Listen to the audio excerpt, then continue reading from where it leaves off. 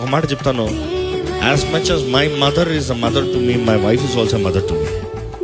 ఎందుకంటే నాకు వివాహం అయిన తర్వాత she a mother to me. And ఒక తల్లిని ఒక భర్త చూడగలిగినప్పుడు, ఒక పురుషుడు చూడగలిగినప్పుడు హీ విల్ బి కంఫర్టెడ్. ఈరోజు చాలామంది ఆ కంఫర్ట్ చూడరు. Comforting is number 1 point. ఆదరణ ఎప్పుడన్నా ఒక బిడ్డకి అమ్మ స్వరం వింటే చాలు, ఎంత ఏడ్చే బిడ్డన అమ్మ స్వరం వింటే చాలు, అమ్మ తాకుదల కలిగితే చాలు. So mother's love is very important. And ఇక్కడున్న ప్రతి స్త్రీకి చెప్తాను, prepare yourself to be a mother. నాకు గర్భం లేదంటే గర్భం ఇచ్చేది తెరిచేది దేవుడు, కానీ సిద్ధపడాల్సింది మీరు. అదే సమయంలో వివాహం కాని పురుషులు చెప్తాను, ఒక స్త్రీని చూసేటప్పుడు see if she is a mother person, motherly person. తనలో తల్లి స్వభావం ఉందా చూడాలి.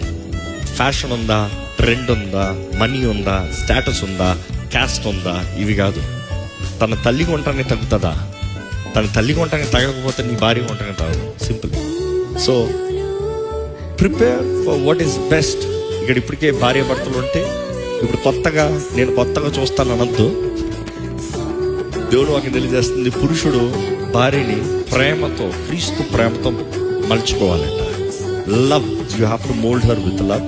అదే సమయంలో ద ఉమెన్ షుడ్ సబ్మిట్, సమర్పించుకోవాలి. మోల్డ్ అవుతానికి సమర్పించుకోవాలి. దేవుడు మన కుటుంబంలో జ్ఞానాన్ని ఇచ్చి నడిపించును గాక. ఆమేన్.